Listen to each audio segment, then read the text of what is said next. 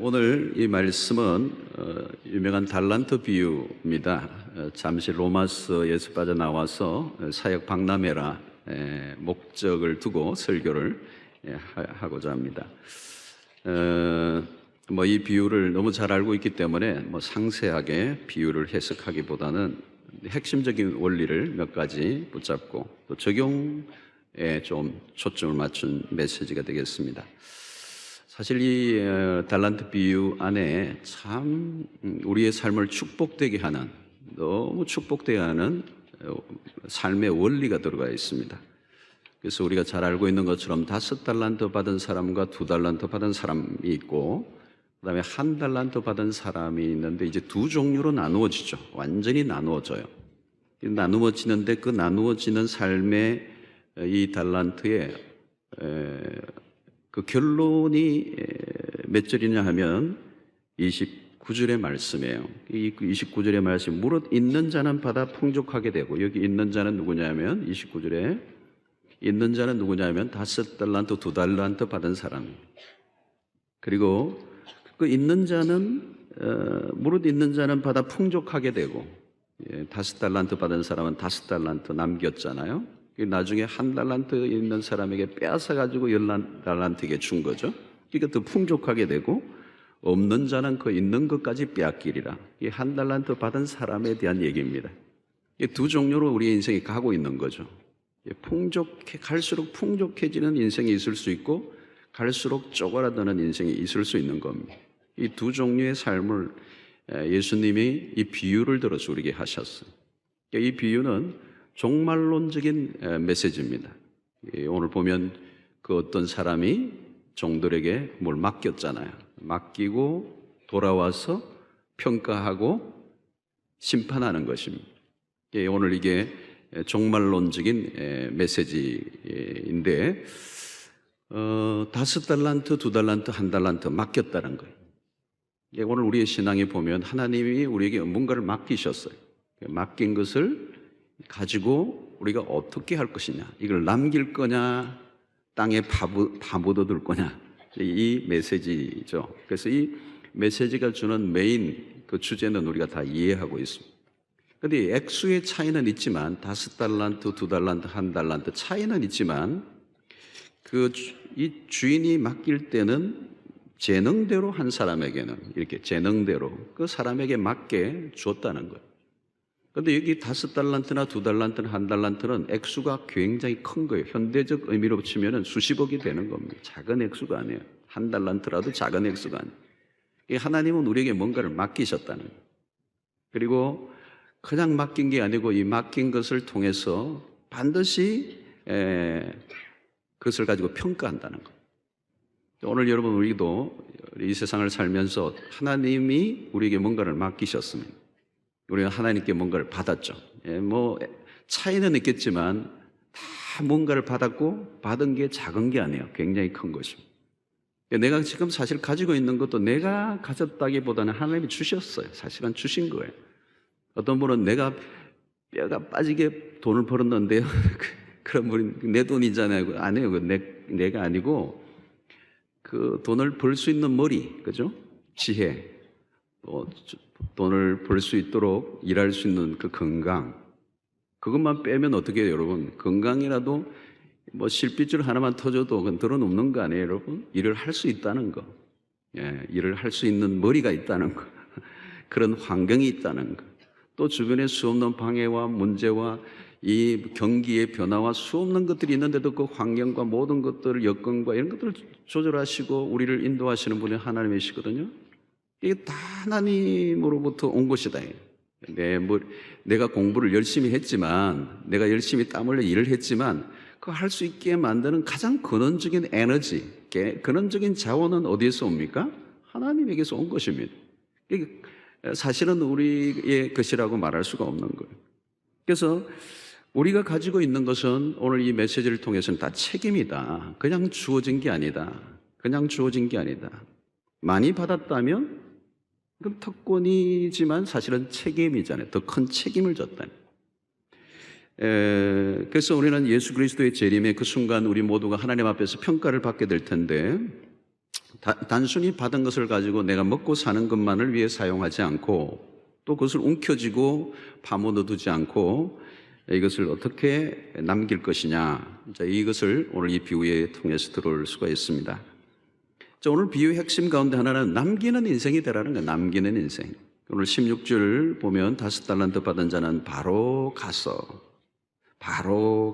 그것으로 장사하여 또 5달란트를 남기고, 그래서 남기고, 이 흑자 인생이죠. 흑자, 적자가 아니고 바로 가서 5달란트를 남겼다. 나중에 주인이 칭찬하죠. 1달란트 받은 사람들에게 칭찬하죠. 2달란트, 5달란트 받은 사람에게 칭찬합니다. 그리고 나중에 그 칭찬을 보면 너가 주인의 즐거움에 참여할 것이다. 이 주인이 가지고 있는 모든 누리는 것을 동시에 함께 누릴 것이다. 이렇게 약속을 합니다. 근데 1달란트 받은 사람은 어떻게 되죠? 18절에 보니까 땅을 파고 그 주인의 돈을 감추어 뒀더니. 자, 여러분, 아주 선명한 이런 두 갈래의 모습이 있는데, 우선 이 1달란트 받은 사람이 왜 이렇게 행동했을까? 이렇게 미련한 행동을 했을까? 뒤에 보면 그 안에 두려움이 있었던 것 같아요. 뒤에 말씀에 그런 말씀이 있어요. 25절에 보면 두려워하여 나가서 당신의 달란트를 땅에 감추어 두었다. 두려움이 있었어요. 아마 실패에 대한 두려움이겠죠. 이 돈을 잘못하면 오히려 잃어버릴 것인가에 대한 두려움이 있어요. 그런데 이 두려움은 사실상 그 실패에 대한 두려움보다는 주인에 대한 두려움이에요. 성경에 보면 이 1달란트 받은 사람은 주인에 대한 왜곡된 사고를 갖고 있습니다. 이것을 잘못하면 주인이 잃어버렸을 때 찾아올 수 있는 어떤 그 심판을 두려워하는 것입니다. 그래서 그는 굉장히 소극적이고 부정적인 태도를 가지고 있는 것을 보게 됩니다. 그리고 자신이 받은 것에 집중하기보다 받지 않은 것에 대해서 오히려 불만스러움이 깔려 있어요. 그러니까 부정적인 그런 태도를 보이고 있습니다. 여러분, 오늘도 우리도 이게 상대적 빈곤 많이 있죠. 요즘 비교를 많이 하고 비교를 통해서 그 정도는 괜찮은데 저 사람에 비해서 내가 상대적으로 빈곤을 느끼고 불행하다고 여기고 감사함이 없고, 그리고 하나님에 대해서 부정적인 태도를 가질 때 그 삶이 소극적으로 오그라들게 되는 것이죠. 결국은 주인이 돌아와서 결산할 때 책망을 받고 그 1달란트 빼앗기죠. 그리고 심판이 굉장히 혹독합니다. 바깥 어두운 데 가서 슬피 울며 이를 갈미나. 신약에 이처럼 이렇게 혹독한 심판을 받은 일이 별로 없어요. 그런데 이게 어떤 심판이냐면 하지 않은 죄예요. 하지 않은 죄, 아무것도 하지 않은 죄. 여러분, 믿음은 무엇입니까? 믿음은 행동하는 것입니다. 그래서 오늘 이 본문 속에서도 5달란트, 2달란트 받은 사람이 바로 가서 이게 뭡니까? 고민을 오래 하지 않았어요. 행동하는 것입니다. 믿음을 행동으로 보인 것입니다.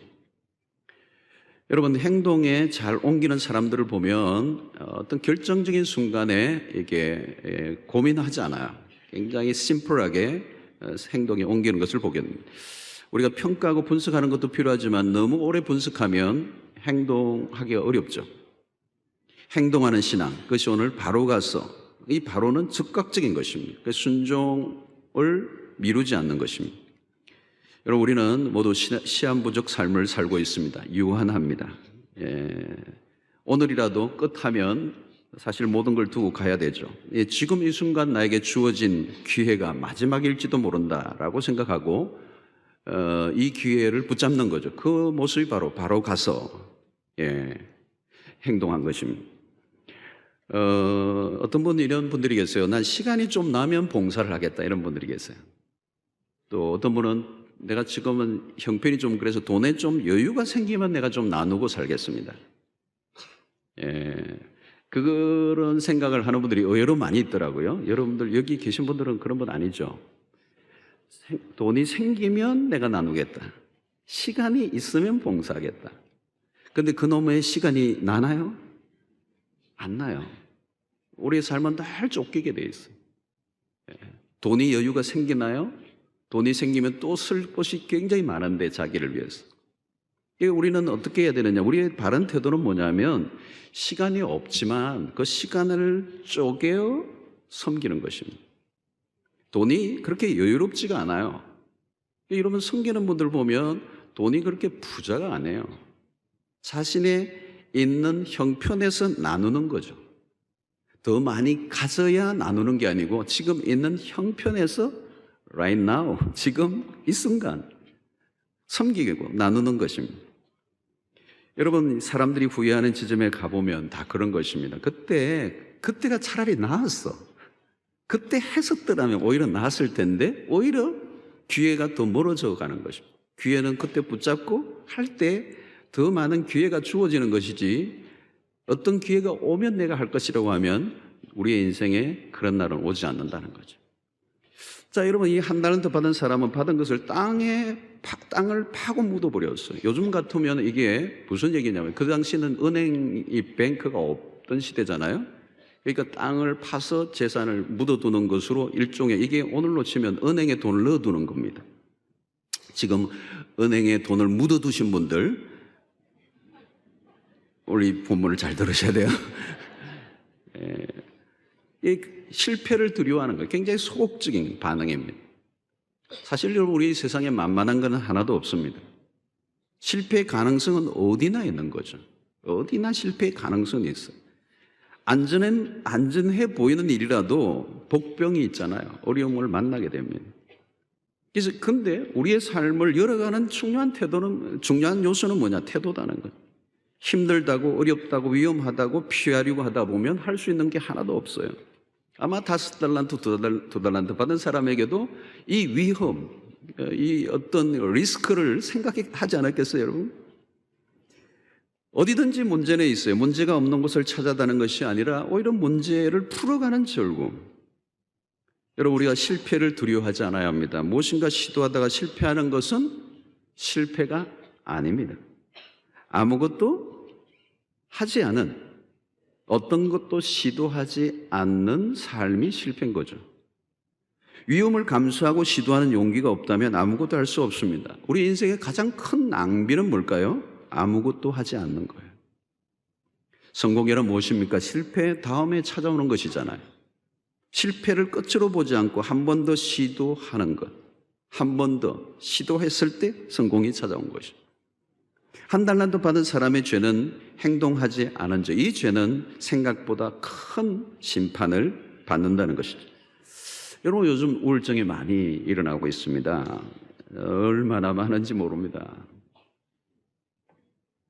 얼마 전에 정신 분석학자 우리 교회 네트워크 강사로 오셔서 같이 교제를 하는데 또 말씀을 드리니까 요즘 우울증에 좋은 약이 나왔대요. 그걸 먹으면 갑자기 기분이 빨리 이제 회복이 되는 거죠. 좋은 약이 나왔어요. 그 약을 요즘 많이 쓴대요. 또 그게 약을 써야 또 이 보험과도 연관되고 많이 쓰는데 사실은 그게 일시적인 처방이에요. 또 오는 거죠. 또 오는 것. 반복해서 조금 좋아졌다가 또 올 수 있는 것입니다. 그거는 소극적인 처방이에요. 사실 적극적인 처방은 뭘까요? 우리가 우리의 삶에 의미 있는 일에 참여하는 것입니다. 그게 최고의 해답이에요. 저는 우리 교회의 레이 성가대를 보면서 참 매일 아침 새벽 기도마다 우리 교회 새벽마다 성가대가 있다는 건 참 대단한 일이에요. 많은 섬기는 것들이 있지만 새벽마다 나오신 분들 보니까 참 대단하다. 근데 이제 이 대원들 가운데 연세가 드신 분들이 많이 계세요. 근데 얼마나 멋진지 매일 아침에 일어나서 꼭두 새벽에 일어나셔서 이게 성가대를 서려고 하면 자기 생활 관리를 하셔야 되잖아요. 새벽에 아주 일찍 나와야 되거든요. 자기의 생활 관리를 하고 매일 아침마다 그 연세에 이런 무대에 선다는 자체가, 여러분 유명한 이런 가수들이나 공연을 하시는 분들도 1년에 몇 번 공연하기 어렵고 1000명 이상 모이게 하는 거 쉽지 않아요. 그리고 모으게 하려고 얼마나 힘들어요, 여러분. 기획을 해야 되고 돈을 엄청나게 들었는데 매일 이렇게 5000석 정도 되는 무대에서 매일 그 연세에 노래를 부를 수 있는 특권. 그러니까 굉장히 건강하게 사시는 거죠. 여러분 이 나이에 뭘 할 수 있을까? 그러지 않아요. 할 수 있는 게 굉장히 많습니다.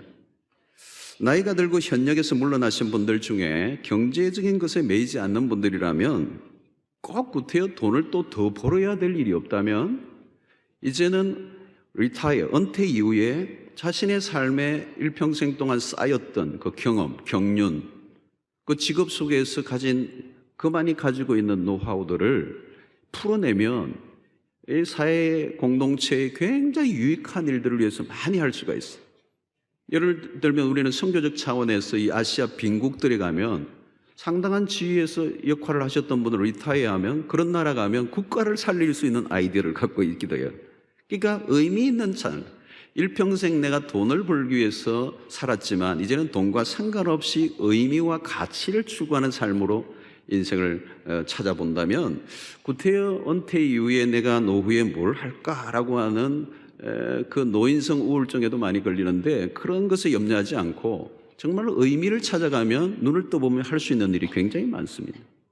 우리 청년들도 저는 그렇게 생각해요. 직장을 찾기 위해서 굉장히 오랫동안 여러 해 동안 애를 쓰는데 그냥 무조건 기다리지 말고 요즘 NGO, 우리 한국도 NGO 단체들이 많습니다. 그래서 이 비영리 기관들, 자원봉사는 이런 기관들을 내가 가서 무보수로 섬길 수 있잖아요. 내가 좀 섬기고 싶다면 어디든지 웰컴이에요.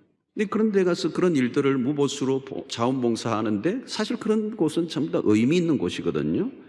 그것도 영리를 목적으로 하지 않기 때문에 편안하게 봉사를 하다 보면 거기에서 의외의 기회를 또 얻을 수가 있습니다. 무엇이든지 하다 보면 어떤 경력을 쌓게 되고 그것이 나중에 전혀 다른 곳으로 아니 그때 잠시 봉사했던 것이 나중에 어떤 일들을 해 나갈 때 또 다른 어떤 시너지를 만드는 그런 결과를 가져오게 되는 거죠. 그래서 우리는 무엇을 하든지 가만히 있으면 안 된다. 하나님의 나라에서는 실업이 없어요. 죽을 때까지. 우리가 마음만 바꾸면 우리가 할 수 있는 일들이 얼마나 많은지 몰라요. 얼마나 많은지 몰라요. 그래서 오늘 여러분 이 29절을 다시 보면 무릇 있는 자는 풍족하게 되고, 여러분 이건 우리 일평생 여러분들이 참 좋아하는 구절 중에 하나인데 일평생 여러분들 붙잡고 한번 살아보세요. 무릇 있는 자는 풍족하게 되고 없는 자는 그 있는 것까지 빼앗겨요. 갈수록 풍성한 삶의 비밀이 여기 있어요. 줄어들면 안 돼요. 풍성해져 가야 돼요. 무릇 있는 자는 받아 풍족하게 되고, 이게 뭐예요 여러분?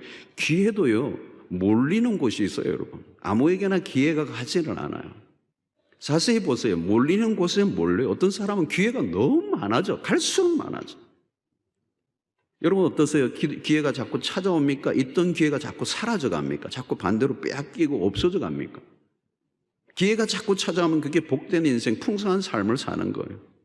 그런데 하던 것까지 빼앗기는 건 문제가 있는 거죠. 갈수록 풍성해지는 삶을 살아가는 사람들 보십시오. 이유가 있다는 거죠. 오늘 5달란트, 2달란트 받은 사람에게서 우리는 그걸 찾을 수 있어요. 여러분 어떤 사람인가? 삶의 관점이 매우 긍정적이에요. 행동이 매사에 적극적이라는 것. 자신들이 받은 것에 대해서 망설임이 없어요. 주저하지 않아요. 고민만 하고 세월을 보내지 않습니다. 하나님 앞에 쓰임받는 사람이, 쓰임받는 인생이 남기는 인생이죠. 가진 것을 아끼지 않는 것. 여러분 몸을 너무 아끼는 분들이 계세요. 몸을 아낀다고 아껴지나요 여러분?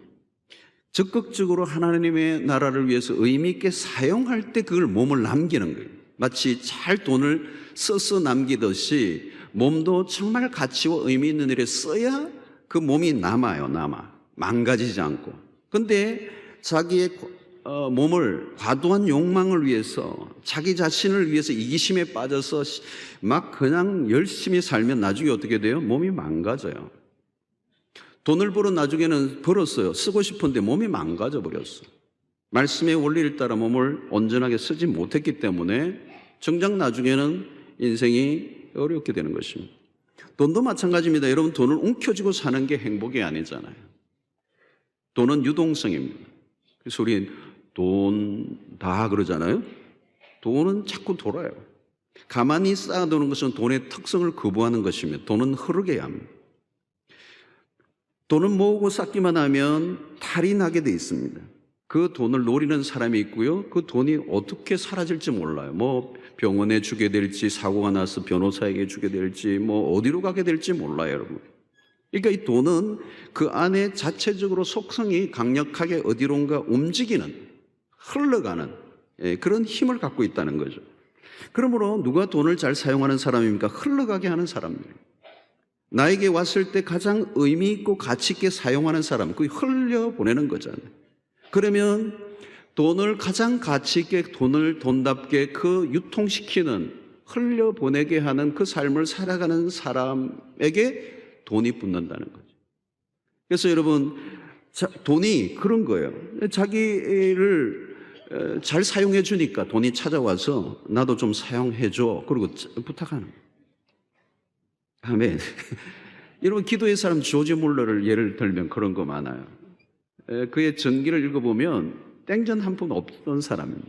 지금으로 치면 그가 일평생 했던 사역에 천문학적 그 액수의 돈을 그냥 사용했습니다. 지금 평가를 그렇게 하는데 그 어디서 왔느냐는 거예요. 가장 가치 있게 흘려보내는 자의 삶을 살았던 거예요. 그러니까 하나님의 사람이 하나님의 일을 할 때 하나님의 공급이 끊임없이 일어났다는 거예요. 오늘 여러분 29절의 말씀을 원리로 붙잡고 살면 우리의 삶에 부요가 와요. 하나님은 만유의 주제가 되시고 그런 만물의 주인이 되시죠. 우리 아버지는 주신 분이시고 모든 것을 가지고 계신 분이에요. 문제는 우리가 어디로 보낼 것이냐. 그래서 오늘 하나님은 우리의 삶에 관심이 많고 또 우리가 찾아오는 그 기회를 적극적으로 선용하고자 할 때 하나님은 더 많이 주시기를 원하시고 우리를 통해 또 흘려보내기를 원하십니다. 그런데 하나님이 우리에게 더 많은 것을 주시고 흘려보내기를 원하시는데 내가 움켜쥐고만 있으면 어때요? 하나님이 더 새로운 것을 주실 수가 없는 것입니다. 여러분, 하나님 우리를 구원하신 목적이 뭡니까? 하나님의 영광을 위해서. 아무런 의미 없이 구원하신 게 아닙니다. 구원이 뭡니까? 아무런 목적도 소망도 없이 살아가던 우리에게 그 목적, 삶의 이유를 우리의 손에 쥐어준 겁니다. 가장 허망한 게 뭡니까? 목적 없이 사는 거 아닙니까? 하나님은 우리를 분명한 목적을 가지고 구원하셨어요. 그래서 에베소서 2장 10절에 보면 우리는 그가 만드신 바라 그리스도 예수 안에서 선한 일을 위하여 지으심을 받은 자니 이 일은 하나님이 전에 예비하사 우리로 그 가운데 행하게 하려 하심이라. 하나님은 우리에게 아무 없이 그냥 주신 게 없어요. 우리 모두가 하나님의 걸작품들로 우리가 우리의 생에 주신 것들을 통하여 하나님을 드러내시도록 하나님이 얼마나 위대하신가를 드러내기를 원하셔서 우리에게 주신 것들이. 그래서 여러분, 직분 그냥 주신 게 아니에요. 은사 그냥 주신 게 아니에요. 돈 그냥 주신 게 아니에요. 나를 그 직장에 보내신 그 이유가 있어요. 나에게 어떤 경험을 하게 하셨다면 그게 이유가 있고 목적이 있다는 거예요.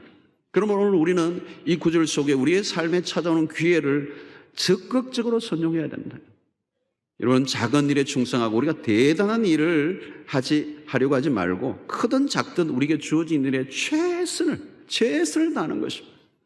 오늘 사역 박람회가 열립니다. 여러분, 우리 교회 안에 많은 사역들이 소개되고 있는데 저는 사역 박람회로 단순히 봉사할 것을 성도들이 이렇게 지원하도록 하는 그런 차원에서의 개념보다는 하나님이 오늘 우리 인생에 어떤 기회를 주시고 싶어 하시는데 그 기회를 붙잡도록 하나의 장을 열어드리는 일이 오늘 하는 일이에요.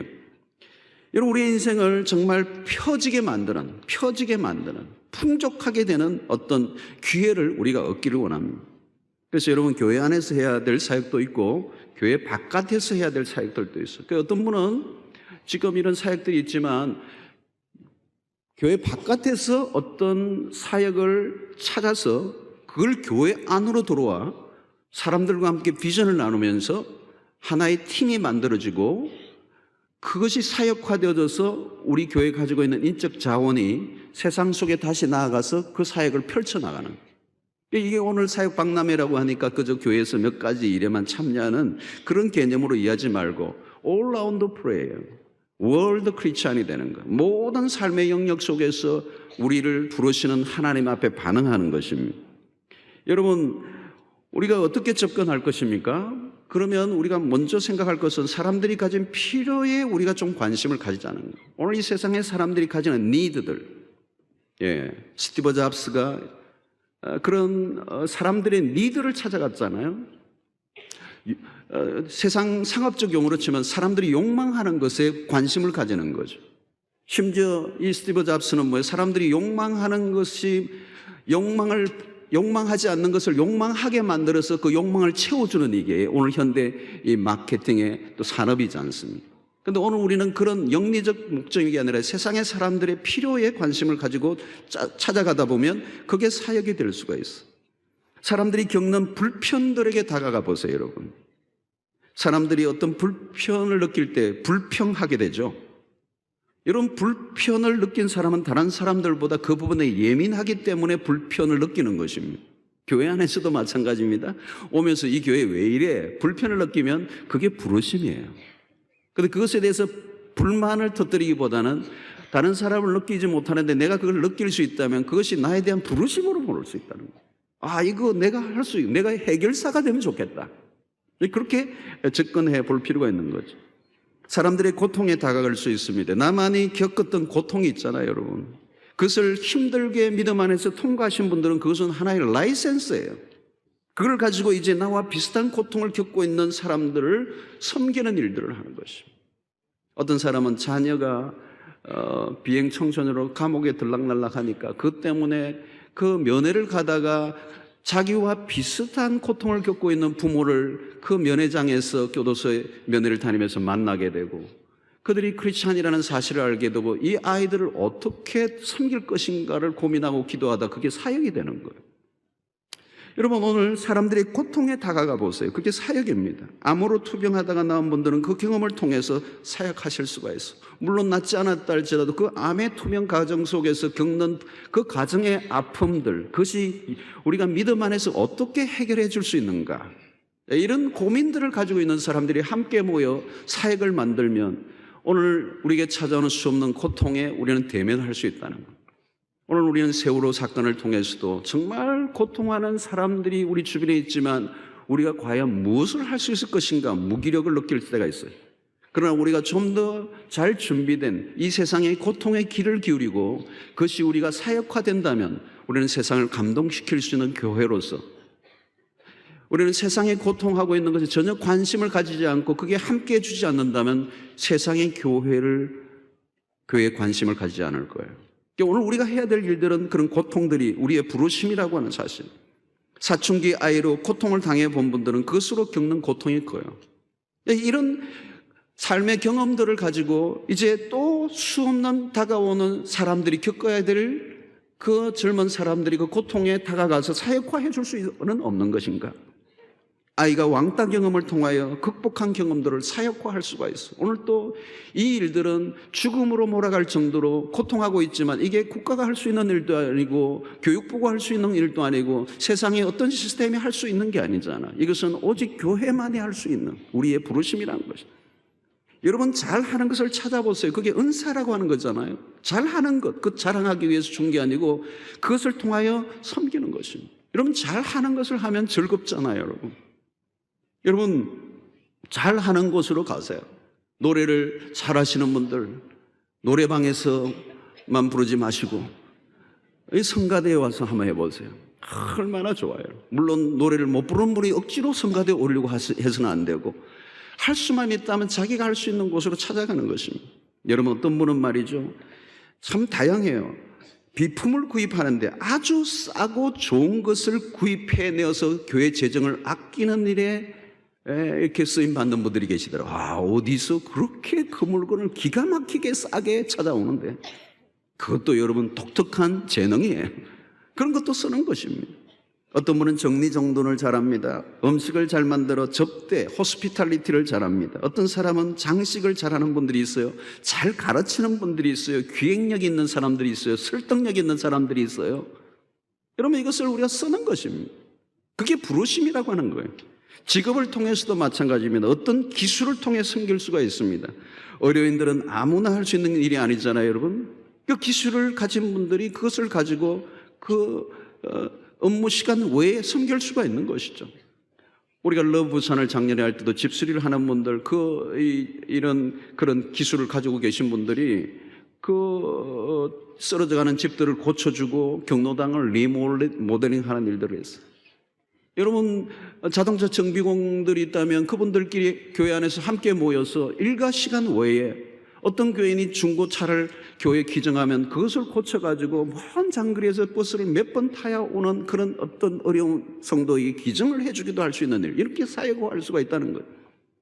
여러분, 어두운 영역들에 관심을 가진 분들, 그게 부러심이에요. 우리 교인들 가운데도 아주 소외된, 어려운, 어두운 그런 곳곳에 관심을 지대하게 품는 분들이 계세요. 너무 애정을 갖고 계세요. 그게 부러심이 있기 때문에 그렇게 하는 거란 말이에요. 소외된 분들. 오늘 우리나라에도 인권 사각지대에 있는 분들이 많아. 외국인 노동자들을 돕는 거, 비행 청소년들. 우리 판사하시는 귀한 분 계시잖아요. 우리 교회도 오셨던 분. 이분은 판사 일보다 더 중요한 일이 비행 청소년들을 돌보는 일이에요. 저도 만나서 대화를 하는데 너무너무 귀한 일들. 자기가 나쁜 짓 하고 온 애들 심판해가지고 감옥에 넣는 거는 간단한 일이에요. 그건 국가가 하는 일이죠. 그건 가장 소극적인 일이지만 이분은 하다 보니까 이 아이들이, 범죄하는 아이들은 다 가정이 어려움이 있고 불우한 환경에 살았기 때문에 사실은 이 아이들이 사회의 희생자들입니다. 아무도 돌보아주지 않으니까 이 사회 폭탄이야. 곳곳에 폭탄이야. 무슨 일을 저지를지 몰라. 근데 국가나 사회가 하는 것은 심판하는 것밖에 없잖아요. 다 내몰잖아요. 근데 이분이 거기에 소명감을 느낀 거예요. 이 판사를 하다 보니까 이 아이들을 돌봐주겠다. 어떤 한 분은 또 다른 분 계세요. 그분도 만났는데 자기는 오케스트라, 그 아이들만 돌보는 거예요. 방을 하나 만들어 놓고 자기 돈을 빼가지고 방을 만들어 아이들을 그냥 돌보는데 그 아이들 오케스트라를 악기를 하나씩 다 가르쳐 주게 하고 그것도 발론티어 하는 교회 자매들, 형제들하고 연결시켜서 그 아이들이 악기를 배우게 하고 오케스트라를 하고 발표를 하고 그 아이들의 정서를 순화시켜주고 그 아이들을 가족처럼 돌보는 일들. 이 판사 일은 사이드 잡이고 그 일이 메인 잡처럼 자기의 삶의 모든 인쇄물까지 자기 돈으로 들여서 인쇄를 하고 그렇게 하는 것을 보았어요. 여러분, 탈북민들, 청소년들의 문제들, 여러분 우리가 눈에 자꾸 밟히는 것들, 거기서 가야 되는 거예요. 여러분, 오늘 우리 한국 사회 안에서도 어린 시절부터 성매매에 팔려가 있는 아주 불우한 이웃들이, 아이들이 있어요. 이 감금을 당하고 억압을 당해서 아주 착취를 당하고 있는데 이게 인권 사각지대예요. 그들을 돌볼 수 있는 사람이 없어요. 너무도 약한 존재들이기 때문에 아무도 그들을 도와주지 않으면, 누군가 도와주지 않으면 그가 일평생을 포기한. 여러분, 이게 우리나라뿐만 아니라 동남아 국가 안에는 이거는 어마어마한 시장입니다. 자스티스, 이 정의에 관련된 이 관심을 누가 가질 수 있겠어요, 여러분? 필리핀이나 이런 나라들은, 캄보디아는 엄마가 자기의 딸, 어린 딸을 팔아버리는 이런 구조들, 이 세상에 있는 이 어두움의 영역들 속에 우리가 가까운 곳에서부터 이런 일들을 접근해 가면서 이것이 다른 나라와 모든 NGO 단체들과 연합을 시키고 또 그게 커지면 우리가 자체적으로 NGO를 만들고 그래서 이 정의를 실현해 나가는 일들을 위해서 우리 교회가 해야 된다는 것. 여러분, 오늘 이제 통일이 가까워지고 있어요. 통일에 대한 준비가 우리는 너무도 안 돼 있습니다. 굉장히 임박하고 급물살을 타고 있습니다. 이걸 준비를 해야 돼요. 여러분, 이런 것들에 대해서 우리의 마음을 하나님이 주신다면 그게 사역이 될 수 있는 것이. 여러분, 성격에 맞게 사역할 수 있습니다. 아주 밝고 친절하신 분들, 그게 맞게 할 수 있는 거예요, 여러분. 혼자서 일을 잘하는 분이 있고 함께 잘하는 분들이 계세요. 성격을 따라 하나님이 사용하시잖아요. 꼼꼼한 성격을 사용하실 수도 있고 고집스러운 성격을 사용하실 수도 있어요, 여러분. 이 고집스러우신 분들도 이걸 한몫할 수도 있어요, 여러분. 여러분, 특별히 어떤 영역에 정확하게 해야 될 분들은 고집스러운 분이 딱 지키고 있는 게 좋아요. 그런 자기의 성격대로 섬기는 것입니다. 여러분, 돈을 많이 가지고 있으면 돈을, 시간이 많은 사람은 시간을, 사회적 지위를 가진 분이라면 그 지위를 통해서 그 유리한 입장을 자기의 향유가 아니라 세상을 섬기는 쪽으로 가야 하는 것입니다. 여러분들이 경험한 것은 무엇이든지 사장시키지 말고 쓰임받을 수 있다는 거죠. 영적으로 성장한 분이라면 그 영적인 성장, 내가 지금까지 일평생 살아오면서 받았던 그 은혜와 하나님을 알아가고 경험했던 세계를 이제 그것을 사장시키지 않고 이제 시작하는 어린 그리스도인들에게 그것을 함께 나누는 이 목자의 일들, 이것은 우리가 해야 될 매우 중요한 그런 부르심인 것입니다. 그래서 우리가 일정한 훈련을 마치고 신앙생활을 어느 정도 하신 분들이라면 이제 우리의 삶의 모든 영역에 하나님의 부르심을 거부할 수가 없는 것입니다. 저희 교회 의사분들 가운데 어떤 분들은 추석 연휴에 해마다 지금 가시는 분들이 아주 오래됐잖아요, 여러분. 추석 연휴를 쪼개서 연휴를 즐기고 싶은 마음, 가족과 함께하고 싶은 마음이 얼마나 있겠어요. 그럼에도 불구하고 그들이 시간을 그 연휴에 선교지를 갑니다. 여름에도 귀중한 시간을 빼내어서 선교로 갑니다. 어떤 분은 너무 자기 휴가를 다 써버리고 나서 이제는 휴가를 쓸 수 없으니까 자기가 돈을 페이닥 들어서 돈을 내면서까지 또 다른 시간을 만들어 선교를 하는 일들이 있어. 여러분, 왜 이렇게 하는 거죠? 내가 의사로 부름을 받았어. 단순히 그냥 의료 행위로 돈을 버는 하나의 직업으로 끝나는 게 아니라 내 본래의 삶의 의미, 그 의사로 부르심을 받았을 때 정말 의미 있고 가치 있는 삶을 추구하겠다라고 하는 그 불에서의 언밸런스가 일어났을 때 고민이 있잖아요. 그런 것들을 삶의 현장 속에 정말 힘든 곳에 무보수로 내 삶을 들여서 일정하게 드릴 때 찾아오는 그 기쁨과 환희, 이게 내 삶의 존재를 가능하게 하는 어마어마한 힘을 불어넣어주기 때문에 그렇게 하는 것이죠. 여러분, 우리의 삶을 배우고 배운 것을 나누는 삶이 일평생 되어야 돼요. 이 유통이에요. 이제 우리는 이제 고령화되어져 가는 사회를 살고 있습니다. 옛날에는 60이면 인생이 끝났죠. 그래서 환갑을 했잖아요. 그러나 이제는 80, 90, 100. 최근에 우리 한 목사님 103세 우리 방지일 목사님이 돌아가셨는데, 여러분, 이렇게 장수하는 시대예요. 이제는 빨리 은퇴해서 이제는 죽을 날을 기다리는 그런 인생이 아니에요. 이제는 한 번 더 살아야 2모작을 하고 3모작을 하는 것입니다. 은퇴 이후에 또 다르게 공부하고 훈련받고 자격증을 가지고 또 다르게 세상을 섬기는 그런 삶으로 부름을 받아야 하는 때를 우리가 맞고 있습니다.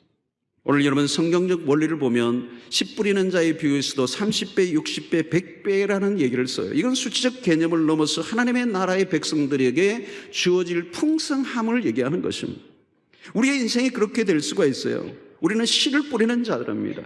심은 대로 거두게 된다고 말합니다. 자기의 육체를 위하여 심는 자는 육체로부터 썩어질 것을 거두게 되고, 성령을 위하여 심는 자는 성령으로부터 영생을 거둔다. 많이 심으면 많이 거두고 적게 심으면 적게 거둔다고 말합니다.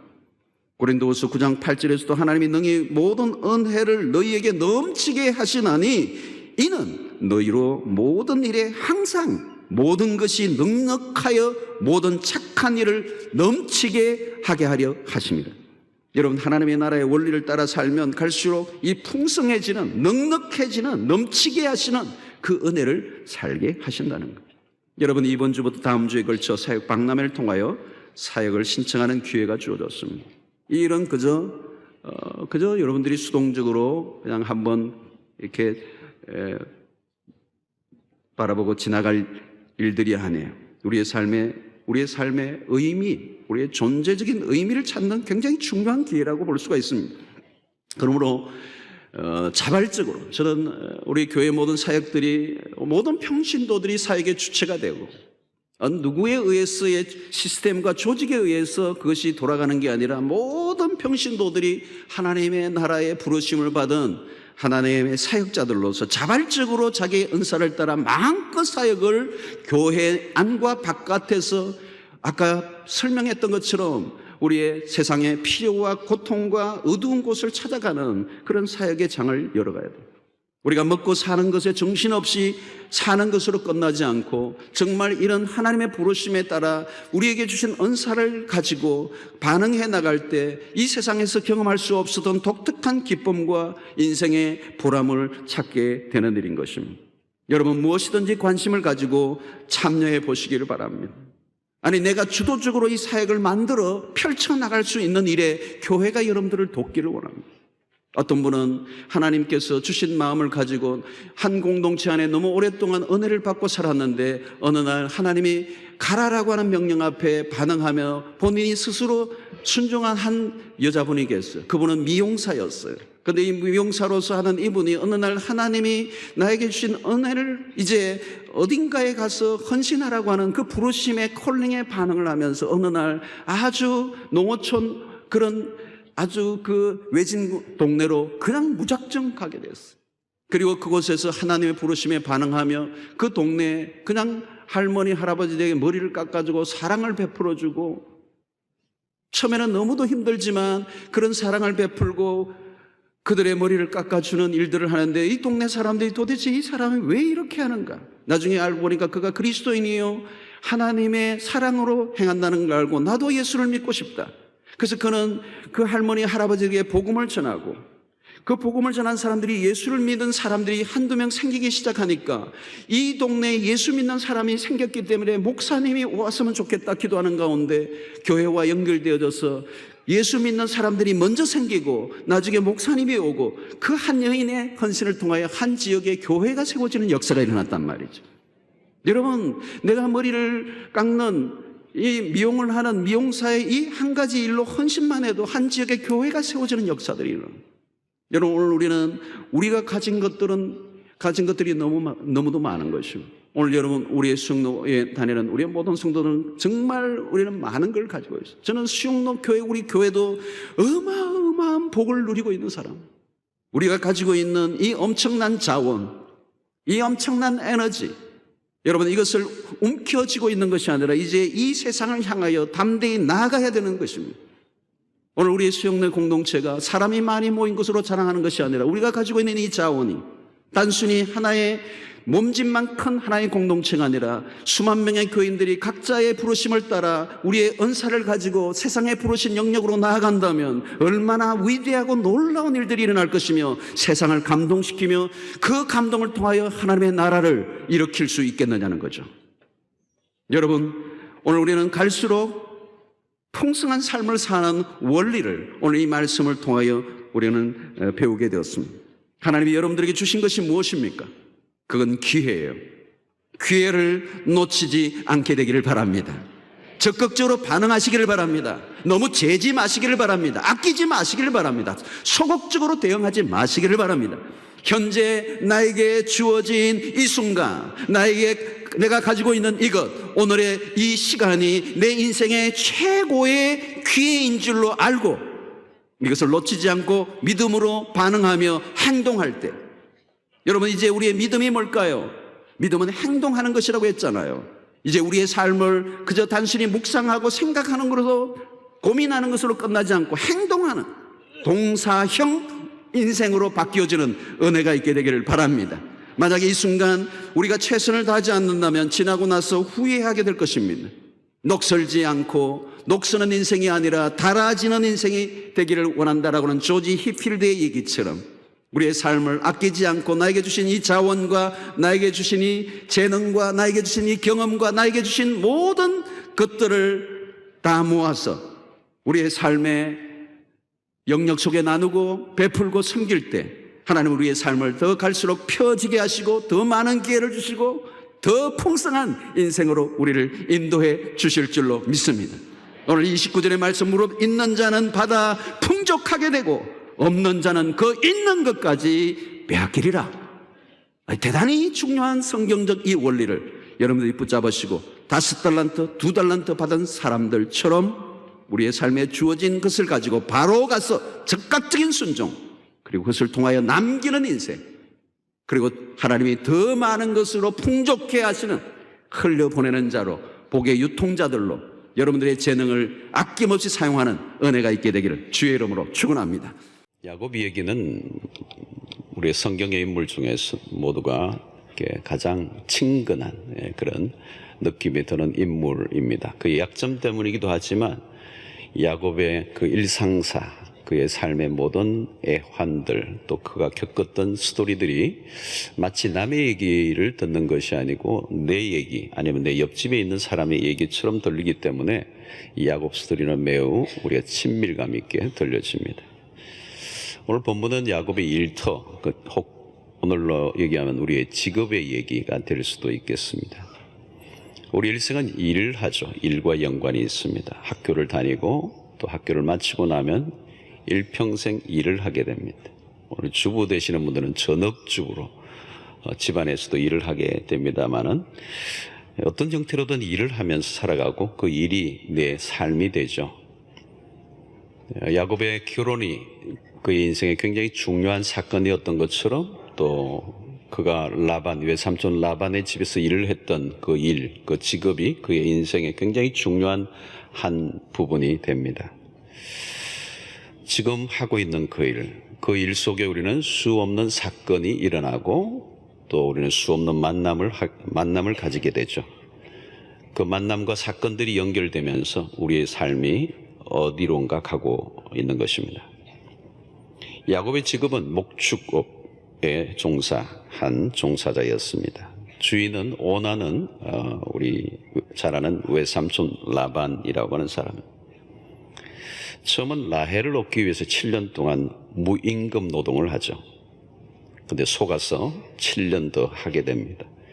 14년 동안 가축을 돌보는 일을 하게 되고 마지막 이제 오늘 장면 이후부터 6년 동안 또 가축을 돌보는 이 일을 해서 도합 20년이라고 하는 세월을 객지에서 아주 열악한 노동 환경 속에서 가축을 돌보는 일을 합니다.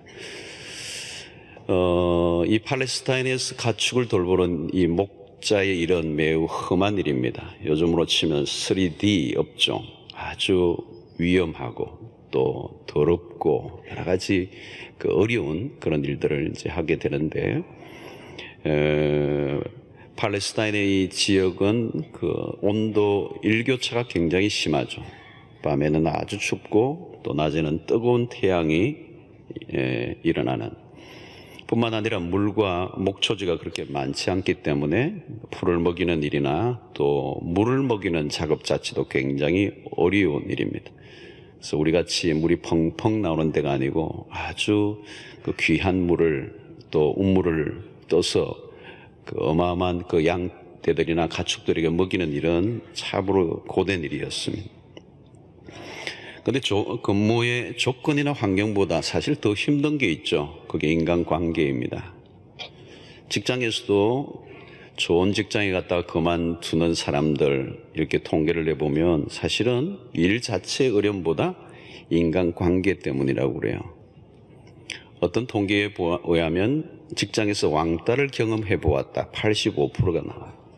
직장에서 한 번은 왕따를 경험해 본 적이 있다. 85%의 통계가 나옵니다. 많은 사람들이 왕따, 따돌림을 경험했다는 거죠. 그런데 직장에서 가장 어려운 게 뭡니까? 보스와의 관계죠. 윗사람, 상사, 특별히 오너와의 관계. 라반은 상당히 야비한 오너였습니다. 사이를 종처럼 부렸습니다. 이익에 눈이 어두운 고용주였죠. 소위 말하면 야곱은 노동 착취를 많이 당했습니다. 저임금의 숱한 계약을 파기하고 일종의 일용직 대우를 받으면서 미래가 보이지 않는 하루하루를 살았습니다. 요즘 드라마에 인기를 얻었던 미생, 바로 이 야곱의 이야기, 그런 라반과의 머리싸움에서 번번이 지게 됩니다. 아마 이것은 그가 지난날 아버지와 형을 속인 대가를 톡톡히 치르고 있는 셈이 됩니다. 꼽으로 아마 되돌려 받고 있는 것 같아요. 라반은 직장인에게 가장 싫어하는 보스 순위 1순위에 들어갈 만합니다. 야곱을 계속 속여서 품삯을 10번이나 변경했다 그랬습니다. 요즘으로 치면 악덕업주죠. 교모하게 야곱을 속이고 또 속였습니다. 그러나 29절을 보면 야곱은 당당히 라반에게 이런 얘기를 하죠.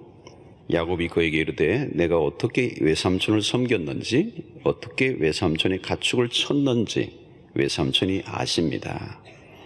이 말은 그런 열악한 환경과 또 아주 비열한 외삼촌 아래에서도 그의 태도가 변경되지 않고 자신이 할 최선을 다했다, 그런 얘기입니다.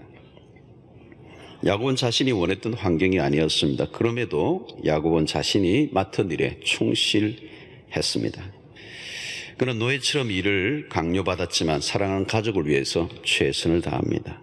근무 조건이 마음에 들지 않아요. 열악하고 불리한 조건임에도 불구하고 그는 최선을 다해서 일을 합니다. 자, 이 노동이라고 하는 것은 우리의 삶에 매우 중요한 주제입니다. 우리는 일평생 일을 하며 삽니다. 직업을 가진다는 것, 그것은 단순히 먹고 살기 위한 생존의 의미를 넘어선 의미가 있습니다. 하나님은 우리를 일터 속으로 이끌어 들이시고 그 일터 안에서 하나님은 어떤 일을 하시죠. 특별히 우리를 훈련시키십니다. 그러므로 우리가 어떤 일, 어떤 직업을 갖느냐 그것보다도 더 중요한 것은 그 일에 대한 우리의 태도라고 말할 수 있어. 일하는 태도. 태도를 결정하는 매우 중요한 요소는 하나님과 연관이 되어 있는 것입니다. 그래서 이 태도를 결정하는 매우 중요한 것은 하나님과 연관될 때 그 일은 생존에서 소명으로 바뀌게 되는 것이죠.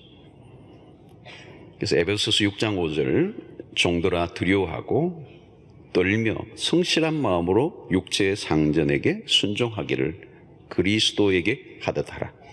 7절에서도 기쁜 마음으로 섬기기를 주께 하듯 하고 사람들에게 하듯 하지 말라. 오늘 이 바울이 얘기했던 그 시대는 종들이 굉장히 학대를 당하는, 인권이 없는 무차별적인 그런 대우를 하는 그 시대 속에서, 그 문화 속에서 바울이 이런 얘기를 했다는 것은 상당히 고용주 측에서 서서 말하는 것처럼 보입니다. 그러나 우리가 어떤 환경 또 어떤 대우를 받든지 우리가 가져야 할 기본적인 태도를 가르치고 있는 것이죠. 오늘 야곱이 열악한 일대에서 그의 태도가 변함없이 성실함을 보입니다. 일방적인 게임에서 늘 그는 약자였어요. 그런데 그는 묵묵히 일을 해내는데 20년간.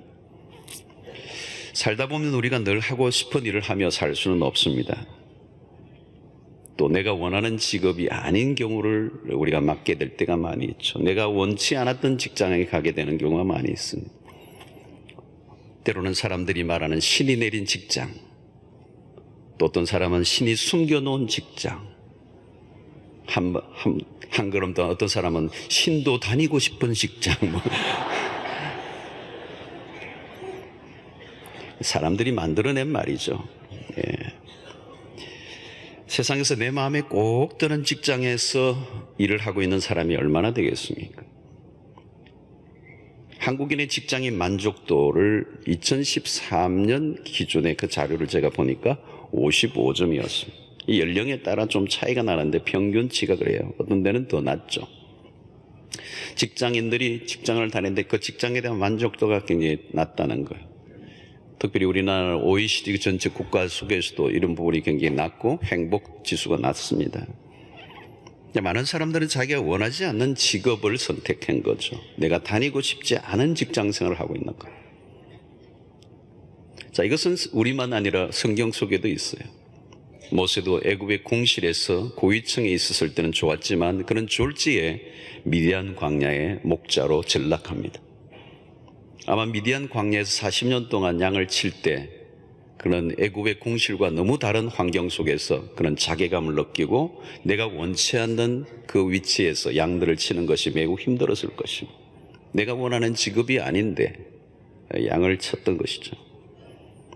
그러나 그것이 그의 종착지는 아니었습니다. 그런 과정들을 통해서 하나님의 빚으시는 손길을 통해 마침내 그 40년의 그 목자의 목동의 시절을 지나고 이스라엘을 인도하는 리더의 자리로 세우시는 거죠. 과정에 불과해요. 우리가 잘 아는 요셉도 그렇습니다. 그가 다니고 싶은 직장에서 출발하지 않았어요. 그의 첫 직장은 이국에 강제로 팔려가 이주 노동자로 보디발의 집에서 종살이를 했어요. 첫 직장치고는 험악한 것이죠. 여러분, 마음에 안 드는 직업, 마음에 안 드는 상사를 만났을 때 나는 어떻게 할 것인가? 부당한 대우를 받으며 억울한 일을 당할 때 하루하루 버텨내야 될 때가 있습니다. 상황은 우리가 원하는 대로 돌아가지 않지만 그때 우리는 우리의 그 태도를 어떻게 견지해 갈 것인가? 하나님은 그런 일터 속에서 사람들을 빚어가기를 원하시는 거죠. 요셉은 감옥에서도 최선을 다합니다. 종살이 할 때도 최선을 다합니다. 그의 직업은 바뀌었어요. 노예로, 때로는 감옥에서. 다양한 직업 환경, 그런 자기의 일의 환경이 바뀌었지만 요셉은 자신의 태도를 바꾸지 않죠. 주어진 환경을 기꺼이 받아들이며 현재의 삶이 마음에 안 들어도 최선을 다할 줄 아는 사람들이었어요. 때로는 우리는 힘들면 힘들대로 버텨야 할 때가 있습니다. 힘들다고 그만두어 버린다면 하나님이 일하실 공간을 거부할 수도 있습니다. 어떤 상황에도 불구하고 지금 있는 곳에서 최선을 다하는 태도가 매우 중요한 것이죠. 내 뜻대로 돌아가지 않아도 그 자리에서 자신의 역할을 다하는 훈련이 매우 중요한 과목인 것입니다. 하나님은 야곱의 일터에서 그를 훈련시키십니다. 야곱보다 훨씬 더 교모하고 질이 안 좋은 사람을 야곱의 곁에 붙여서 그를 다루고 계십니다. 그가 아버지나 형에게 한 것에 몇 배의 속임을 당하고 속을 끓여야 했습니다. 왜 이런 인간을 만나 고생하는지 처음에는 이해할 수 없었을 것입니다. 그러나 세월이 흐르면서 나를 괴롭히는 이 라반의 모습 속에 자신의 모습이 있다는 것을 보고 놀라게 되죠.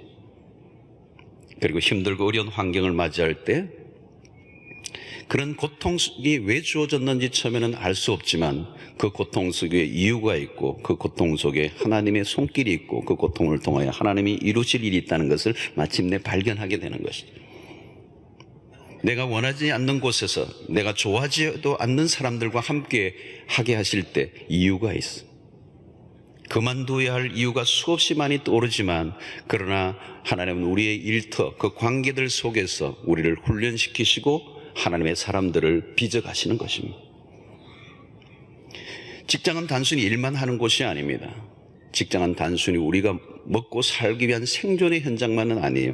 그곳에서 다른 사람들과의 만남 속에 내가 누구인지를 발견하게 하시고 까다롭고 어려운 일들 그리고 내가 일을 한 만큼 대우받지 못하는 환경 속에서 우리가 어떻게 반응하느냐에 따라 하나님을 배워가고 영적으로 자라가게 되는 레슨을 하게 되는 것입니다. 하나님은 우리의 일터를 옮겨주시기도 하시지만 때로는 내가 원하지 않는 환경 안으로 밀어 넣으실 때도 있어요. 그때는 힘들다고 포기해서는 되는 것이 아니라 버텨야 되죠. 야곱은 20년 동안 이 하란이라고 하는 곳에서 이 객지의 삶, 이 외로움의 삶, 아주 악덕 업주를 만나 심한 시달림을 당하지만 그런 20년의 세월, 짧지 않은 세월 동안에 그 시달림 속에 버텨내며 자신의 역할과 태도를 바꾸지 않고 최선을 다합니다.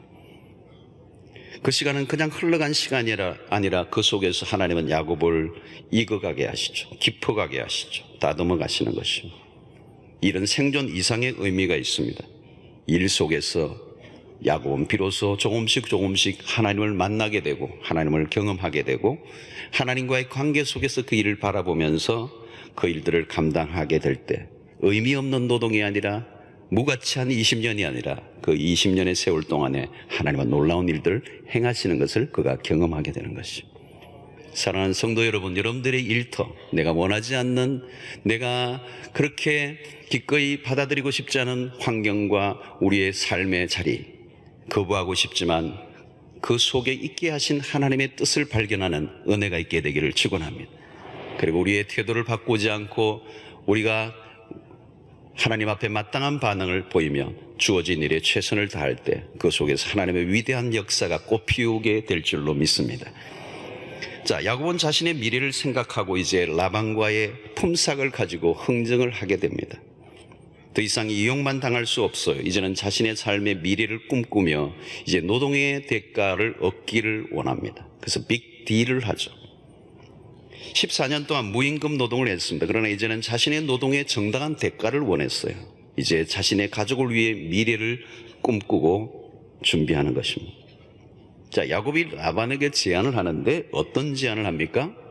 이 제안을 가만히 들어오면 야곱의 편에서, 라반의 편에서 전혀 손해볼 것이 없는 제안을 했습니다. 그래서 라반이 이 야곱의 제안을 듣고 마음 놓고 내가 그렇게 하겠다고 동의를 합니다. 야곱은 협상의 귀재예요. 오늘의 이 모든 제안을 들어보면 야곱은 윈윈 전략을 선택합니다. 여러분, 협상에서 최고의 협상은 윈윈이죠.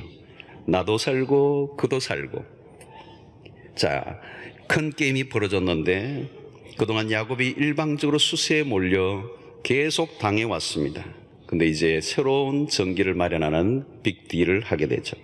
자, 본문에 오늘 비교적 길게 이 야곱이 제안한 내용이 나오고 있습니다. 야곱이 제시하는 제안은 오랫동안 가축을 돌보면서 얻은 노하우인 것 같습니다. 일을 하다 보니 양은 거의 희고 염소는 다 검은 것을 보았어요. 얼룩무늬의 양이나 염소는 거의 없다는 것을 알았습니다. 그것에 착안을 하여 야곱이 외삼촌에게 기발한 제안을 하나 하죠. 야곱은 라반에게 현재 흰색의 양떼와 검은색의 염소, 그리고 현재 있는 모든 얼룩무늬의 가축들은 다 외삼촌의 소유로 하라는 거죠. 이 말은 거의 대부분이 외삼촌 라반이 다 가져가라는 얘기예요. 그런데 이제 앞으로 태어날 모든 얼룩무늬 양과 염소는 제게 달라 이랬어요. 지금 현재로 보면 없어요, 그게. 라반은 그 제안을 기꺼이 받아들이는데 라반의 입장에서 손해볼 것이 하나도 없는 장사예요. 이 제안을 야곱이 하니까 라반이 머리를 휙 한번 돌려보는데 얘 바보네. 그렇게.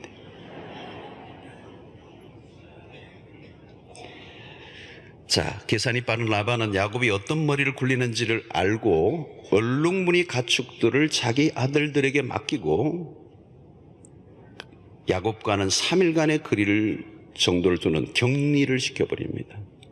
그러니까 이것은 얼룩무늬 가축이 생길 수 있는 가능성을 원천 봉쇄를 한 것입니다. 자, 큰 전쟁이 벌어집니다. 이 밥그릇 싸움이 이제 치열하게 벌어지고 있어요.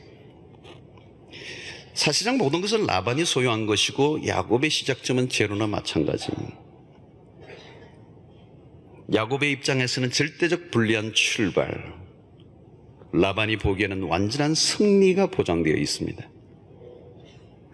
자, 드디어 게임이 시작됩니다. 야곱은 자신이 본래 계획한 대로 작전을 실행에 옮깁니다. 오늘 내용에 있는 것처럼 야곱은 버드나무, 살구나무, 신풍나무의 푸른 가지를 가져다가 그것들의 껍질을 벗겨 흰 무늬가 나오게 했습니다. 그 껍질 벗긴 가지를 양떼가 와서 먹는 개천의 물구유에 세워놓고 양떼들을 향하게 한 거죠. 그때 물을 먹으러 올 때에 새끼를 그것을 보고 베개할 때 그 가지 앞에 새끼가 그 가지 앞에 새끼를 뱀으로 얼룩한 것과 점이 있고 아롱진 것을 낳는 기이한 일이 일어났습니다. 40절 위에 보면 야곱이 새끼 양을 구분하고 그 얼룩무늬와 검은 빛 있는 것을 라반의 양과 서로 마주보게 하여 자기 양을 따로 두어 라반의 양과 섞이지 않게 했습니다.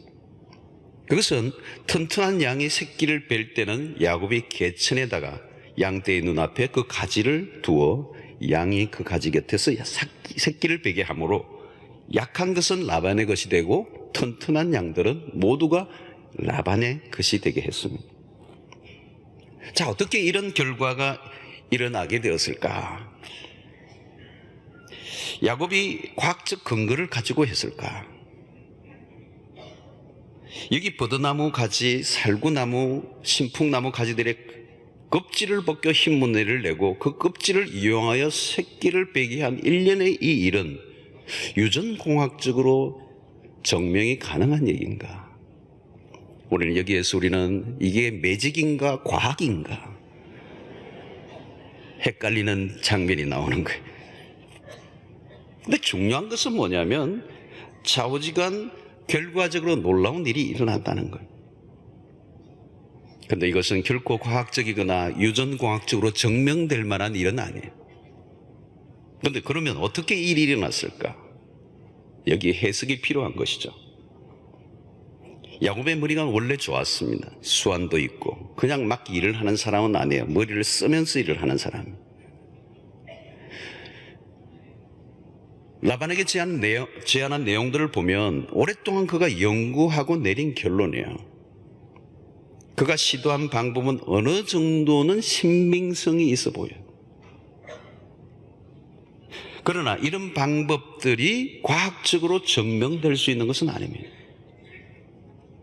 만약 야곱의 머리로 제주로 그런 결과가 일어난 것이라고 한다면 이것은 단순히 야곱의 개인의 성공 신화가 될 수가 있을 것입니다.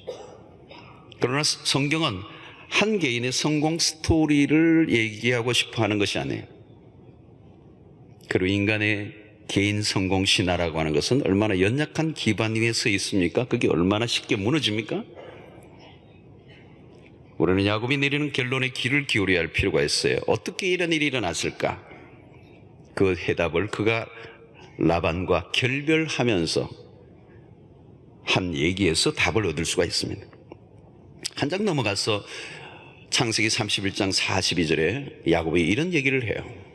우리 아버지의 하나님, 아브라함의 하나님, 곧 이삭이 경외하는 이가 나와 함께 계시지 아니하셨더라면 외삼촌께서 이제 나를 빈손으로 돌려보내셨으리나마는 하나님이 내 고난과 내 손의 수고를 보시고 어젯밤에 외삼촌을 책망하셨나이다. 오늘 여기서 야곱은 하나님의 도우심을 얘기하고 20년 동안 험난한 작업 현장 속에 하나님의 개입을 얘기하고 있습니다. 만약에 하나님이 나와 함께하지 않으셨다면 나는 빈손으로 돌아갔을 것이다. 그러나 하나님이 내 고난과 내 수고를 보셨다. 여러분, 우리가 일을 하다 보면 방법도 좋고 머리도 있어야 되지만 그것만으로 모든 것이 통하는 것은 아닙니다. 오늘날도 전문가들이 동원되어 별 자료들을 검토하고 과학적인 방법을 다 동원해도 이 변수라는 게 있어요. 변수. 꼭 될 것 같았는데 실패를 할 때가 있어요. 미국의 유명한 나사, 최첨단의 과학 우주선을 쏘아 올리는데 이 나사가 나사 하나에 폭발해 버리잖아요. 챌린저가 그랬잖아요. 그 조그만한 나사 하나에 열이 나서 그게 결함이 만들어 폭발이 될 줄은 몰랐던 거죠. 여러분, 축적된 경험으로 최고의 품질 계량으로 농사를 지었는데 가뭄이 왔어요. 변수예요. 혹은 홍수가 내려요. 변수예요. 때로는 알 수 없는 병충해로 인하여 실패를 맞기도 해요. 이게 변수입니다. 우리가 아무리 인간의 방법을 다 동원을 해도 안 되는 것은 안 되는 거죠. 그러나 어떤 때는 우리가 예상하는 것 이상의 수확을 거둘 때가 있습니다. 야곱은 지금 확률의 싸움을 하고 있는 거죠. 터득한 방법을 동원했지만 그가 원하는 대로 될 수도 있고 안 될 수도 있는 것입니다. 그런데 된 것입니다. 생각한 대로, 아니 그 이상의 결과가 찾아온 것입니다. 여러분, 잘 되는 것에도 변수가 있고 잘 안 되는 일에도 변수가 따르는 것입니다. 살다 보면 우리가 설명할 수 없는 일이 나죠. 그걸 변수라고 그러죠. 그 안에 하나님의 손의 작동이 있는 게 분명합니다. 이삭이 흉년된 해에 100배의 결실을 거두었다. 이게 변수입니다. 다 흉년이에요. 다 죽는다고 그러는데 이삭은 그 해에 100배의 결실을 거뒀다. 무엇으로 설명할 수 있습니까?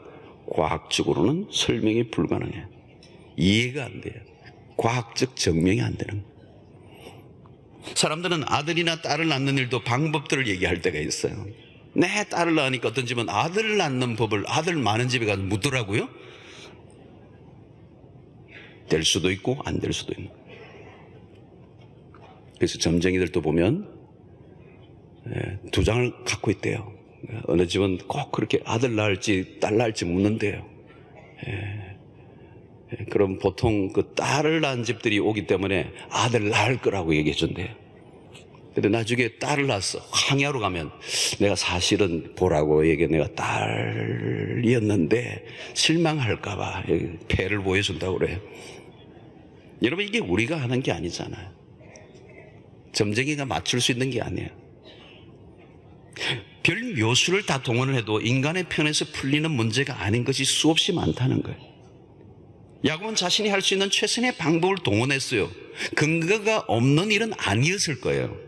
그러나 그것으로 된다는 보장도 없는 거예요. 그런데 결과적으로 놀라운 일이 일어난 것입니다.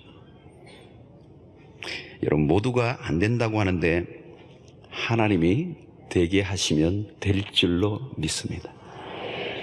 그거예요. 사업을 하는 분들이 얘기가 그래요. 다 된다고 했는데 안 되는 경우가 일어나는 거예요. 99%의 가능성에도 불구하고 1%의 실패 확률이 작동이 되는 거예요. 그러면 모든 게 수포예요. 우리가 신문을 요즘도 보지만 인생은 변수예요. 내가 예측하지 않았던 변수들이 한순간에. 근데 이 변수란 인간의 영역이 아니에요. 마치 풀리지 않는 암호와 같습니다. 우리가 알 수 없고 해석이 안 되는 영역이 생각보다 많은 것입니다. 이 변수에 대해서 전문가들이 나름대로 예측을 할 수 있지만 누구도 정확한 것은 알 수가 없어요. 99%의 실패 가능성에도 불구하고 1%의 가능성이 상황을 뒤집어 놓을 수도 있는 것이죠. 자, 이 빅게임의 결과는 야곱의 압승이었습니다. 막판 뒤집기에서 야곱이 이겼어요. 그래서 오늘 43절 마지막 절, 이에 그 사람이 매우 번창하여 양떼와 노비와 낙타와 나귀가 많았더라. 이 게임 이후에 그 나무들의 가지를 벗겨서 흰색이 나게 하고 그것을 탁 걸쳐놓고 이 양떼들 염소들이 와서 그걸 보면서 새끼를 베게 하는데 나오는 것마다 알록달록 전박이 나온 거예요. 일약 야곱은 성공한 사업가가 됩니다. 여러분, 어떻게 이런 일이 일어날 수 있었을까? 라반도 야곱에게서 낌새를 느꼈어요. 야곱이 그의 집에 들어온 이후에 자신의 집이 상당히 번성해졌다는 것은 야곱이나 라반도 같이 동의하는 것입니다. 그래서 오늘 27절에서도 보면 라반이 그에게 이르되 여호와께서 너로 말미암아 내게 복 주신 것을 내가 깨달았노니 그랬어요. 얘가 들어온 이후에 우리 집이 뭐가 잘 돼. 그걸 느끼는 거예요. 이게 여러분 창세기 39장에 보면 요셉에게도 똑같은 일이 일어나죠. 요셉 때문에 보디발의 집이 복을 받았다. 보디발이 그것을 알았다고 그랬어요. 저는 여러분들이 속해 있는 직장과 사업처 안에 여러분들 때문에 잘 되는 것을 안 믿는 주인들이 낌새를 알아보는, 그게 여호와 때문이라고 하는 인정을 받는 역사가 일어나게 되기를 바랍니다. 자, 이 깡패 같은 라반도 설명할 수 없는 일들이 일어나는 것을 보았고 그것이 하나님 때문이라는 것을 알았다는 것입니다. 마침내 하나님이 야곱의 손을 번쩍 들어주셨어요. 여러분, 우리는 야곱의 이야기에서 종종 확인하게 되는 장면이 있습니다. 앞으로도 계속이에요. 그의 인생이 꼬이는 듯 하다가 풀려나는 일들이 반복됩니다. 요셉 시리즈에서도 마찬가지로 분명히 꼬였어요. 꼬이고 꼬입니다. 마치 매듭이 맺히는 것처럼 꼬이는데 나중에 보면 마술처럼 풀려나는. 야곱이 라반에게 많이 당합니다. 억울한 일 많았습니다.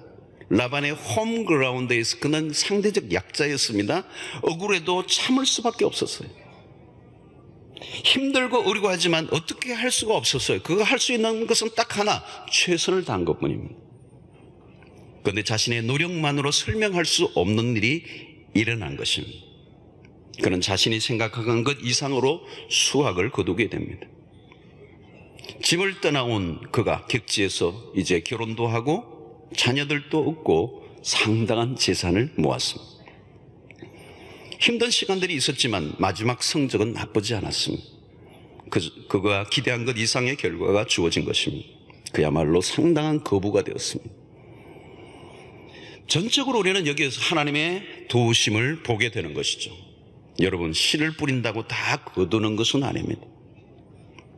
씨를 뿌린 것 이상의 결과는 우리의 손에 달려있는 것이 아니라 하나님의 손에 달려있는 것입니다. 지금 야곱에게 주어진 것들을 보면 예상외예요. 과정은 참 복잡했습니다. 우여곡절이 많았어요. 그러나 하나님은 그의 끝을 주관하셨습니다. 열악한 근무 조건에 비열한 고용주를 만나 숨이 막히는 객지의 삶 속에 그는 아득했어요. 그러나 그가 홀로 있는 줄 알았는데 홀로가 아니었습니다. 베델에서 돌베개를 베고 잠을 잘 때 찾아오셨던 하나님, 내가 너와 함께 있어 내가 어디로 가든지 너를 지키며 너를 이끌어 이 땅으로 돌아오게 할 것이다. 하나님은 약속하셨고 그 약속은 라반의 이 객지의 삶 속에 험난한 그 소용돌이 속에 하나님이 개입하시고 그와 함께 하셨던 거죠. 31장 42절의 표현처럼 우리의 아버지의 하나님, 아브라함의 하나님, 곧 이삭의 경외하는 이가 나와 함께 계시지 아니하셨더라면 삼손께서 이제 나를 빈손으로 돌려보냈을 것입니다. 여러분, 여기에서 조상의 이름까지 언급하면서 하나님의 존재, 그 아브라함의 하나님, 이삭의 그 하나님이 나와 함께 하셨다. 그분의 존재와 그분의 임재와 그분의 도우심을 그가 인정하고 있는 거예요. 사랑하는 성도 여러분, 우리의 인생의 결론은 하나님의 손에 달려있는 줄로 믿습니다. 결론은 우리의 편에서, 인간의 편에서 내는 것이 아니라 하나님의 몫이에요. 이것이 우리를 평강의 길로 이끄는 것입니다. 우리가 세상에서 당당하고 주눅들지 않아야 할 이유입니다. 야곱의 생애 가운데 하나님의 손끝이 늘 작동하고 있었던 거죠. 베델에서의 하나님은 그에게 승리를 약속하셨고 라반의 집에서의 20년을 지내는 동안에 그것을 입증하셨어요. 야곱이 얼마나 재산을 모으고 성공했느냐가 중요한 것이 아닙니다. 야곱은 험한 시간을 보내면서 조금씩 영적으로 깊어져 갑니다. 하나님은 라반이라는 인물을 통해서 그를 연단시키십니다. 자기보다 훨씬 더 악한 라반을 만나게 해서 그를 호된 훈련을 받게 하십니다. 그런 시간들 속에 힘들었지만 그는 영적으로 다듬어져 가게 된 것이죠. 야곱은 어느 순간 하나님과의 언약을 다시 되새기게 되죠. 놀라운 변화입니다. 이제 그는 베델에서의 경험을 회상하고 그 언약, 그 하나님과 약속했던 그 약속의 땅으로 이제 돌아가려고 하는 것입니다. 이것은 그만큼 20년의 세월 속에 그가 영적으로 성장해하며 이제 하나님을 경험하고 이제 하나님의 약속을 되새기고 다시 약속의 땅으로 돌아가려고 하는 것입니다. 성도 여러분, 우리는 일을 하며 살아갑니다. 우리의 일터는 중요한 하나님이 우리에게 보내신 신앙의 훈련장입니다. 치열한 노동 현장 속에서는 우리만 일을 하고 있는 게 아니에요. 하나님도 우리의 일터에 함께 일하고 계시는 줄로 믿습니다. 여러분, 예배당에서만 임재하시는 하나님이 아니십니다. 땀이 엉킨 우리의 일상의 일터에서도 함께 하시는 하나님이십니다. 단순히 성공이나 출세가 아니라 얼마나 하나님을 알아가고 하나님의 뜻을 발견하느냐가 더 중요한 것입니다. 우리의 인생의 어느 부분에서 힘들고 어려운 일을 맞아 지금 고생하고 있는 분들이 계실 거예요. 그거 일만 보면 정말 힘들고 견딜 수 없어 할지 모르지만 그것이 하나님의 큰 그림 안에서 우리가 바라본다면 그 일들 속에 하나님의 오묘하고 섬세하신 손길로 내 인생을 빚어가시는 이 미완의 인생에서, 이 미생의 삶에서 완생의 삶으로 가는 그런 길로 우리를 인도하시는 과정에 불과한 것이죠. 그래서 우리에게 하나님께서 은혜를 주사 우리의 눈을 열어 큰 그림을 보게 하시는 거예요. 사실 여러분, 야곱의 요셉의 스토리를 보면 그의 인생 가운데 큰 그림, 빅 픽처를 본 거죠. 그게 꿈이었어요. 어린 시절에 보았던 꿈이었어요. 여러분, 이 큰 그림은 하나님이 눈을 열어주셔야 그게 볼 수 있는 것입니다. 그게 보이면 오늘의 이 작은 파편 같은 이 오늘의 고난의 삶을 보고 자학하거나 원망하거나 거기에 파묻히지 않아요. 큰 그림 속에 한 퍼즐의 조각이 일어나고 있는데 이게 언젠가 마주치면 완성된 그림으로 하나님의 섭리를 이루실 것을 믿기 때문에 우리는 그 일들 속에 결코 낙심하지 않고 그 험한 일상의 열악한 조건 속에서도 태도를 변치 않고 여전히 자신의 일에 최선을 다할 때가 되면 우리가 알 수 없는 변수가 일어나는데 우리의 노력과 우리의 머리를 뛰어넘어선 놀라운 결과를 통하여 우리를 위로하시는 하나님을 만나게 되는 것입니다. 사랑하는 성도 여러분, 우리가 정말 하나님을 발견하게 되면 우리의 고생은 의미 없는 싸움이 아니에요. 현실이 아무리 불안정해도 너무 불안해야 할 필요가 없습니다. 이를 통하여 일터에서 마주친 인간관계들을 통하여 하나님은 나를 보게 하시고 하나님을 알아가게 하시는 것입니다. 고생을 좀 해도 그 속에서 우리가 영적으로 자라가고 하나님을 깊이 경험할 수만 있다면 결코 우리의 삶은 실패가 될 수 없습니다. 일터는 좋은 훈련장입니다. 그 일터 속에 단순히 생존을 위해서만 일하는 것이 아니라 그 일터 속에 관여하시고 함께 하시는 하나님을 만나고 그 하나님과 일이 얽혀진다면 그 일은 생존에서 소명의 자리로 변하게 돼요. 그리고 그 일을 통하여 나를 나답게 하시고 그 일을 통하여 하나님의 섭리를 이루시고 그 일을 통하여 우리가 하나님의 그 뜻을 이루는 도구가 되게 하시는 것입니다. 때로는 여러분, 내가 원하지 않는 직장에서 힘겹게 하시는 분들이 계실 거예요. 그러나 그 속에서도 우리가 할 수 있는 한 최선을 다한다면 그 안에서 그 일을 통하여, 그 어려운 일을 통하여 하나님이 하실 일이 있을 것이고, 필요하시다면 그 일들을 옮기셔서 또 다른 하나님의 역사에 우리를 사용하시도록 부르실 줄로 믿습니다. 일터에서 지금 현장에서 수업을 잘 받는 것, 이게 1차적인 것이에요.